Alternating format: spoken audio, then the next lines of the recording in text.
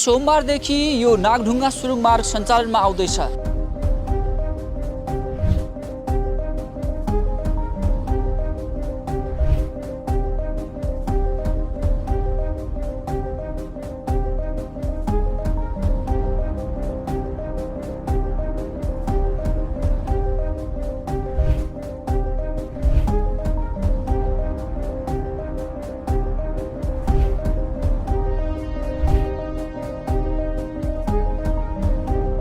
नागढुङ्गा सुरुङ मार्गको यो काठमाडौँ भित्रिने सुरुङ मार्गको मूल गेटमा छौँ।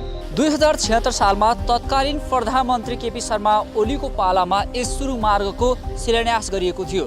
सुरुङ मार्ग शिलान्यासको क्रममा करिब 3.5 वर्षको अनुमान गरिएको थियो यो सुरुङ मार्ग निर्माणको।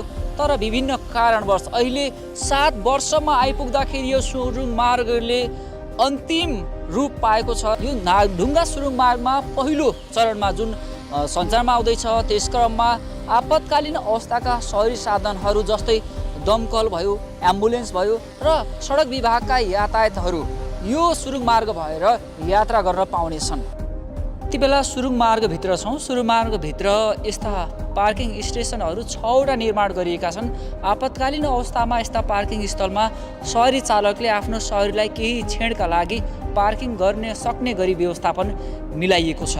यो चाहिँ हाम्रो आपतकालीन द्वार हो। यो चाहिँ हाम्रो सेन्सरबाट चल्छ। जस्तो कि यो ढोका खुलेको सबै माथि कन्ट्रोलमा मेसेज जान्छ, यो ढोका चाहिँ ओपन छ, यो ढोका क्लोज छ भनेर चाहिँ सबै कुराहरूको जानकारी हुन्छ र यो चाहिँ आपतकालीन समयमा मात्रै प्रयोग गर्ने गरिन्छ।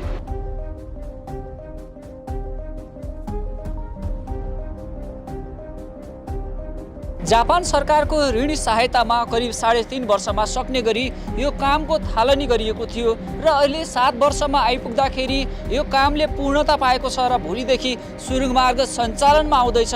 यो नेपालीहरूका लागि पनि एकदमै खुसीको कुरा रहेको छ र यो ऐतिहासिक दिन भोलि रहनेछ र जुन सुरुङ मार्ग अझ पहिलो सुरुङ मार्ग भोलिदेखि सञ्चालनमा आउँदैछ। यो सुरुङ मार्गभित्र विभिन्न मेन्टेनेन्सको कामहरू त पुरा भइसकेको छ।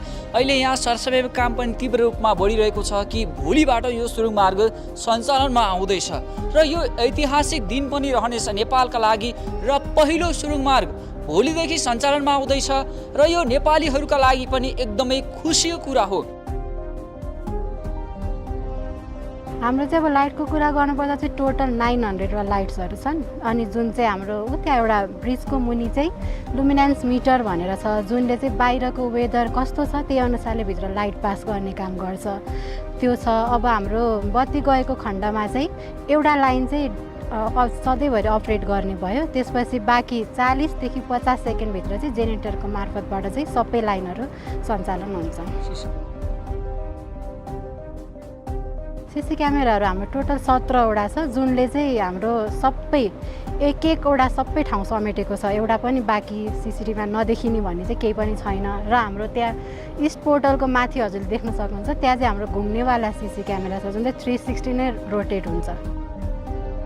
सुरुमा हाम्रो चाहिँ यस्तो छ, अब स्पिड लिमिट त हुनु पर्यो होइन, त्यो चाहिँ हाम्रो 30 km/h भनेर चाहिँ अहिलेकोमा चाहिँ त्यो छ। त्यसपछि हाम्रो हेडलाइट बाल्नु पर्यो, गाडीले ओभरटेक गर्न पाएन, एकदम स्लोली सिन्सियरली आउनु पर्यो गाडीहरू। प्लस हाम्रो त्यहाँ चाहिँ अब टोल कलेक्सन छ, त्यहाँ चाहिँ हाम्रो टोल शुल्कहरू तिरेर चाहिँ भित्र इन्ट्री हुन पाउँछौँ।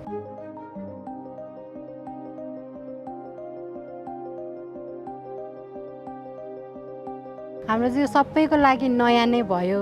ड्राइभरहरूलाई केही सिकाउने भन्दा पनि हाम्रो यो अहिले मिडिया मार्फत नै सबैजनाले हेरेर बुझ्नुहोस् भन्ने धारणा हो।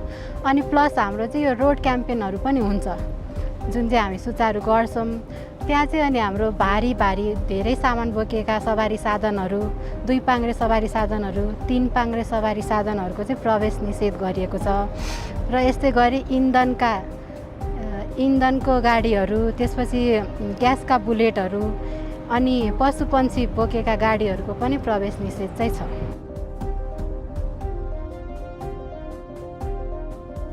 हाम्रो चाहिँ अब भित्र एक्सिडेन्ट भएको खण्डमा जस्तो कि अब दुर्घटना भएको खण्डमा चाहिँ हाम्रो traffic monitoring and facilities control युनिटको टिमहरू हुनुहुन्छ जुन चाहिँ हाम्रो ब्लक 1 मा बस्नुभएको छ।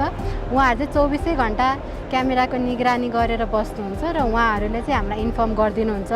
अथवा अब हजुरहरूले आफै देख्नुभयो भने पनि त्यहाँ हाम्रो पुस बटन भन्ने छ, त्यो थिचिसकेपछि अलार्म बज्छ, त्यो अनुसारले हुन्छ। अनि हाम्रो रेस्क्यु गर्नुपर्ने कुरामा चाहिँ हाम्रो त्यहाँ इभ्याकुएसन टनेल छ जहाँ चाहिँ हाम्रो एक्जिट डोरहरू 7वटा छन्। त्यहाँ चाहिँ त्यहाँबाट हामी आएर चाहिँ हजुरहरूको उद्धार गर्छौँ।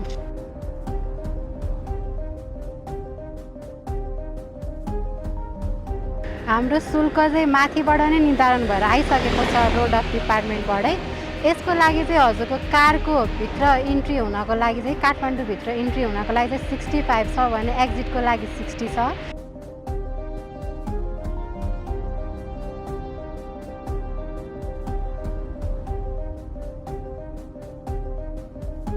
तीव्र गतिमा जानु भएन, 30 km/h हाम्रो चाहिँ स्पिड त्यो भयो। हेडलाइट बालेर जानु पर्यो, बिचमा सवारी रोक्ने अथवा भिडियो बनाउने फोटो बनाउने कामहरू गर्नु भएन, त्यस्तै गरी ओभरटेक पनि गर्नु भएन। हाम्रो चाहिँ अब यो माथिबाटै क्यामेराबाटै हेरेर बस्नुभएको हुन्छ। हाम्रो 24/7 नै माथि ट्राफिक मोनिटरिङ एन्ड कन्ट्रोलिङ रुमबाट चाहिँ सबै निर्धारण गरिरहेको हुन्छ, निगरानी गरिरहेका हुन्छौँ। त्यही अनुसारले चाहिँ हजुरलाई हामी त्यहाँ माइक्रोफोन स्पिकर बक्स पनि छ हाम्रो, त्यहाँबाट चाहिँ मेसेज पुर्याउने काम पनि गरिन्छ। तर त्यसको बावजुद पनि हजुरहरूले उल्लङ्घन गर्नुभयो भने चाहिँ हजुरहरू केही कारबाहीमा पर्न सक्नुहुनेछ।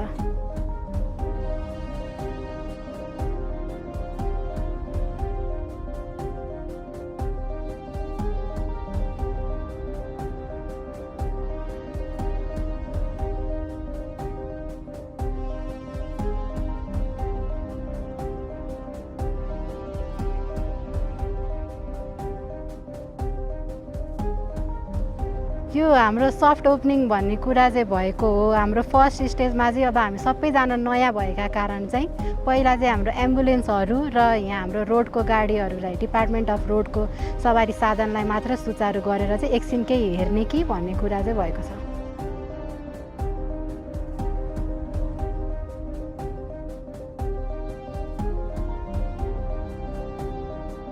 मेरो नाम चाहिँ जिज्ञासा अधिकारी हो अनि म यहाँ चाहिँ नागढुङ्गा टनल अपरेसन एन्ड मेन्टेनेन्सको चाहिँ एउटा स्टाफ हो। हाम्रो चाहिँ तयारी अब पूर्ण रूपमा मक ड्रिल्सहरू पनि भइराखेको छ। सबै हामी अब तत्पर छौँ, तयार छौँ सबैजना।